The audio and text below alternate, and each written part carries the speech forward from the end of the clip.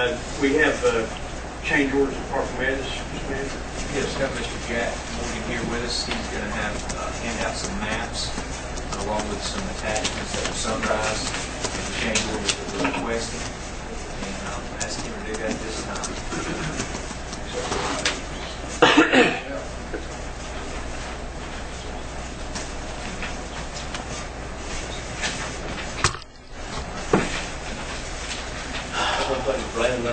I don't know at that moment. I don't know when that was. I don't know when. That was last fall.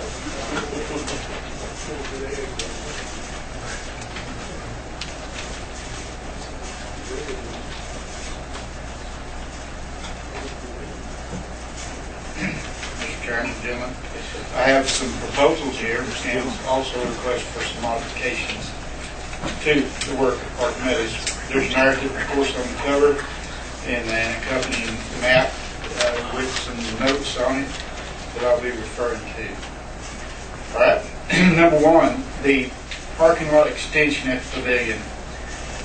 On the original plans that were bid on by Penland Contracting, had the parking area stopping at the end of that lane. If you look toward the top, you'll see proposed additional parking area number one. You see the lane from that 4 fields coming down and the parking lot stops. That's what it was originally drawn. On the modified drawings, after we rotated because of the discovered grave site, it shows the parking lot extending out as we have in red. Involved in material and labor to do this would have to haul in some additional dirt, compact it, would have to install fabric because it's a wet location. We have to install a concrete catch basin and approximately 70 feet of drain pipe, of course gravel. This addition will add approximately 22 parking spots in that area. I would recommend that you would accept this modification. Maybe it was just an oversight that we haven't tried before now. But in order to complete it as the plans were approved, we have to complete this section of the parking.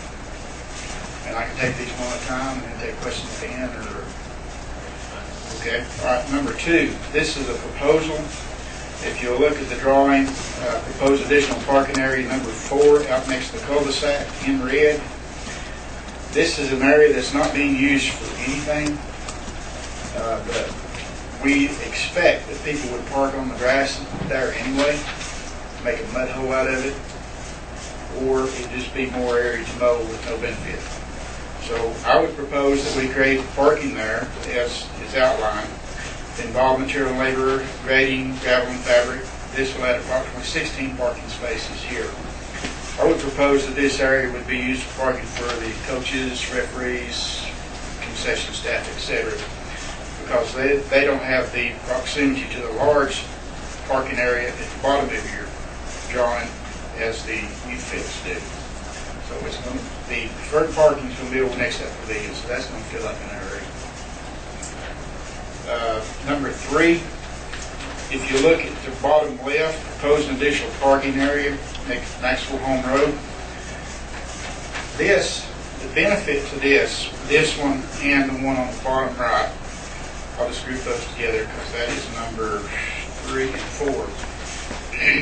These two areas are elevated higher if you've been out there than the baseball fields. This would be an ideal location to designate for people who couldn't get out of their cars to watch the games, whether it be to watch their grandson, their grandchildren play, or maybe their sons and daughters play in the adult fields. In parking area number 3, they could do that, as well as parking area number 2. Some people, allergic to sunlight, have medications that they can't get out in the sun. Some people couldn't walk from the parking lot to there. Everything we're building has to meet the ADA Act, of course, and the Handicap Accessible Code of North Carolina. But still, it's pretty good walk. It's a pretty good way to travel. This will give those people an opportunity to sit in their cars and watch the game. Yes, sir.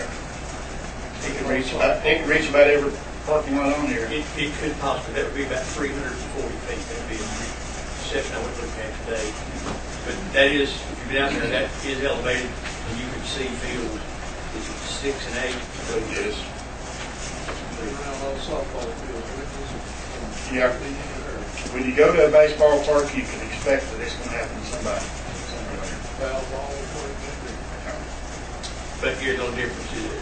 At a current rate park, where there's a lot of parking, this is foul area, this would be, if you look at some home run area. You got hit if you square the windshield. It'd be dead on. But you take that risk. That'd be a heck of a hit on that Little League field. That's about, it'd be about 350. Yeah. Philip would have to be back. He would, wouldn't he? Okay, that being said, number 5 is just something we have discovered in the process of the construction, and that is the dugouts with the retaining walls. At the end of the dugouts, there's a door that opens that the players can enter the dugouts without going on the field. The slope of the bank down to that door is going to allow, the way it is now, is going to allow erosion and dirt to go right in there. We've got steps we have to be allowed a little farther, but it's still not going to keep people from that down this bank and cause worse erosion than we have. Discussion with the engineer and with the contractor on site, we worked out a process of using some 54-inch tall blocks that are sold locally that have a fake rock-looking face, and they're just modules. You just set them there. You don't have to design a footing. You don't have to pour a wall. It doesn't take anything but go get them and set them down in place. That's number 5. We'd have to use 54-inch tall blocks and a 12-inch or 12-foot linear foot for each location, and there'd be 8 of those locations we'd have to do that with lower dugouts. Number 6 is the rain has pointed this out to us, that drainage problems up around the concessions buildings. I don't know how many of y'all have been out there since there's been a lot of work done around the concession buildings, but there's about 30 feet from the edge of the concession building to the dugout wall of the fields. There's a 10-foot apron that will be under roof for people to get out of rain and out of the sun, of course. But beyond that, there's just going to be a sheet full of water. And our suspicion is, because of observing recent rain events, if we don't do something to trench that water out of there, if it comes a downpour and we have a tournament out there, they may have to just go home instead of waiting the rain out. We would hate for that to happen. I discussed this as well with our concrete contractor too. He recommended there's a trench drain that's pre-tabbed. You just set it in place and run it out there. We can run our gutters in it and then pipe it off and get rid of that water. We have 2 lanes at each park, at each cloverleaf, that we have a good downhill run to get rid of the water, but we've got to pipe it around 2 of them are basically flat. So we've got to put the tree strands around. It's not a cheap process, I realize that, but we all feel it's necessary. That map right there, Jack. I beg your pardon, number 6. Map right on number 6. That may, I don't know. Is it somebody at a calculator? 13,000 or something. No, can't be right then. Maybe my number is wrong with the 820 linear feet. But the, Is it 8640 No, right? the dollar figure. 13,120. 13.20. 13,120. If they 20. Yeah, if the number's right, just sure you know, make a mistake. So it's 820 feet, that is what we need. That's as far as I can remember, that's the accurate number. Because that's when both concession stands down to the dugouts. And it's at 6, you try to put 16 linear foot. Yeah. What we proposed to do at first was just to make a V in the concrete, but in order to get it out past the roof line, we would have to drop it drastically, the grade to get it out there.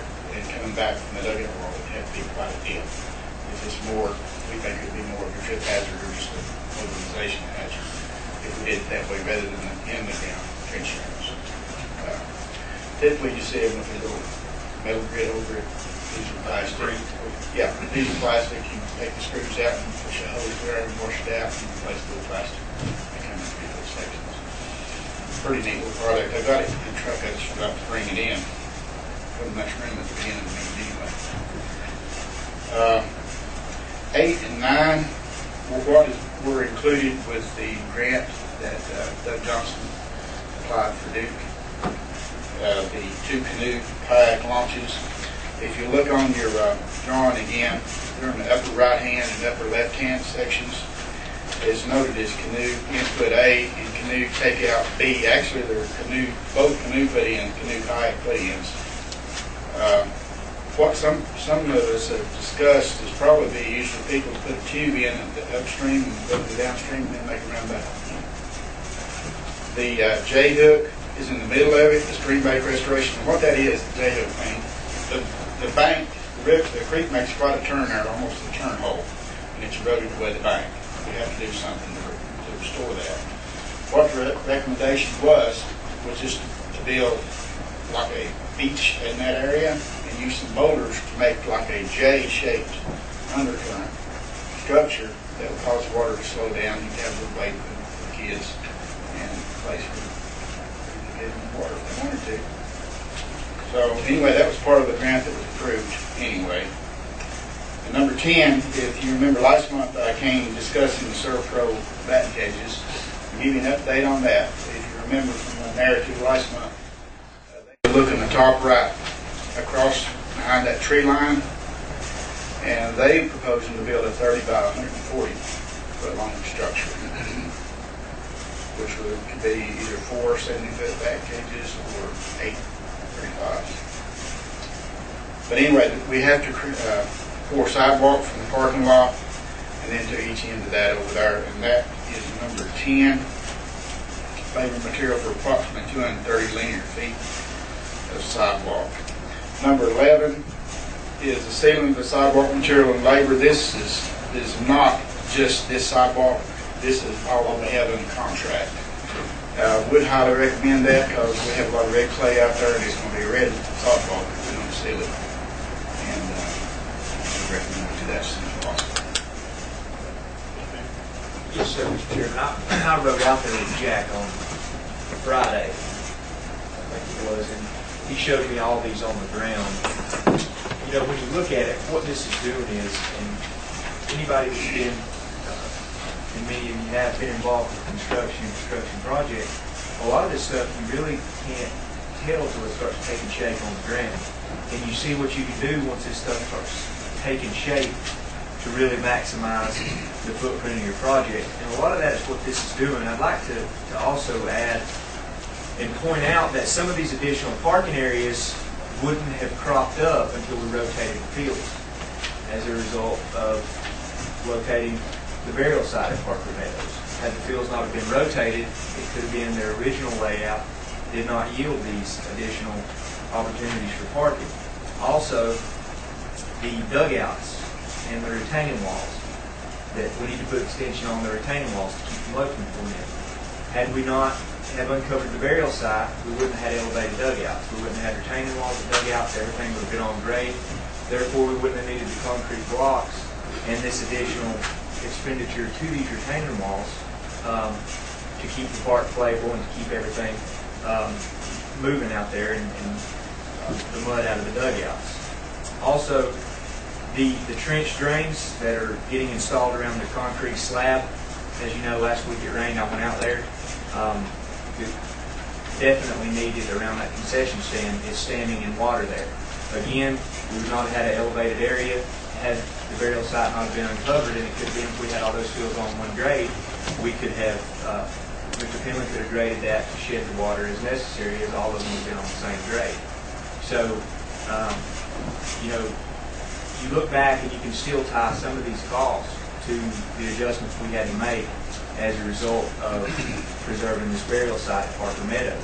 But that's what we had to do. That was the circumstances we were put in.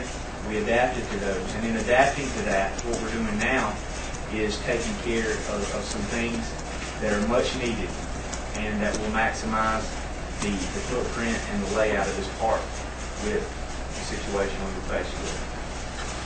The best thing I've seen of 128 parking or 108 parking. It gives an additional 108 parking spaces. So 286 total. I would like to have said, look at it as well and had a conversation with Jack, and I would concur. a number of things, but still within our budget and contingency to do so. We still, when you take the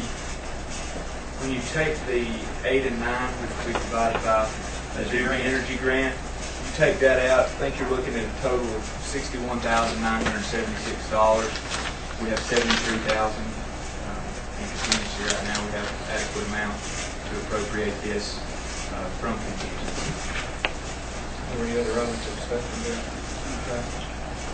I asked Jack that today, and we're pretty much at the end of the project. We're just executing these last few things, and I agree with Eric.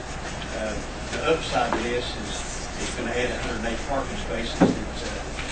And I agree with Jack, and we went out there and looked at it today. These parking places that we're talking about adding gravel to. Yes. It's not paving. Those are probably going to be areas that folks will be kind of parking anyway. And in some of these tournaments, that, especially that we've got 35 and even 60 teams participating, these fields will be full and the park lots will be full. And I think this is going to help with that capacity time. So I would say we move forward.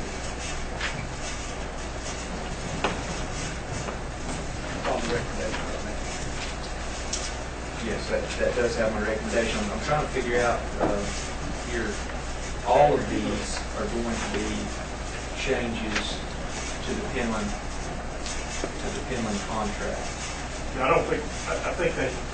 think all, I'm very comfortable that all of them,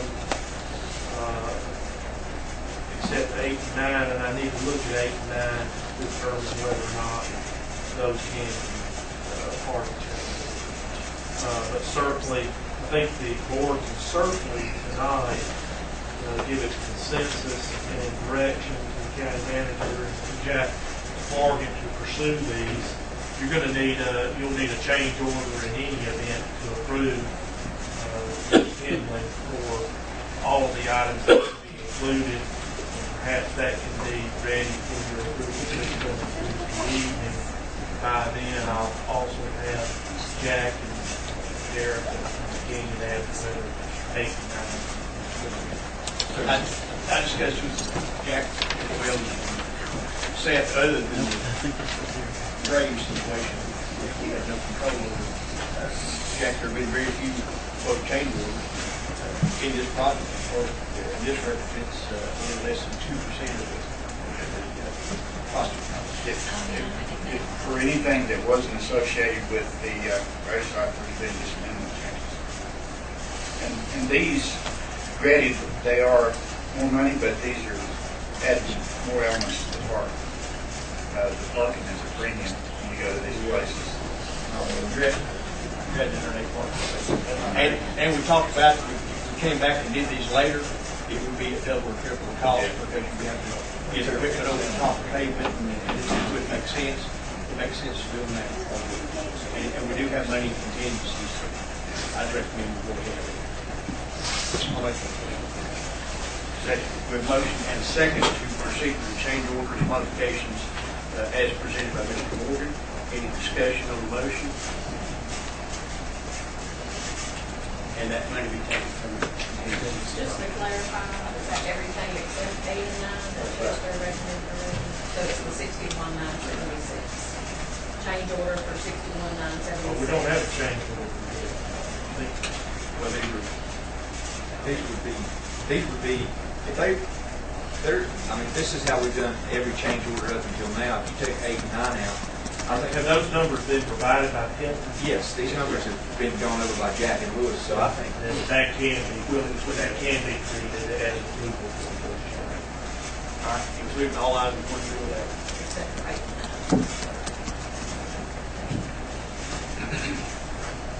Is that right? 61,976. We can come back to 8 and 9. Any further discussion on the motion? You don't get away with that.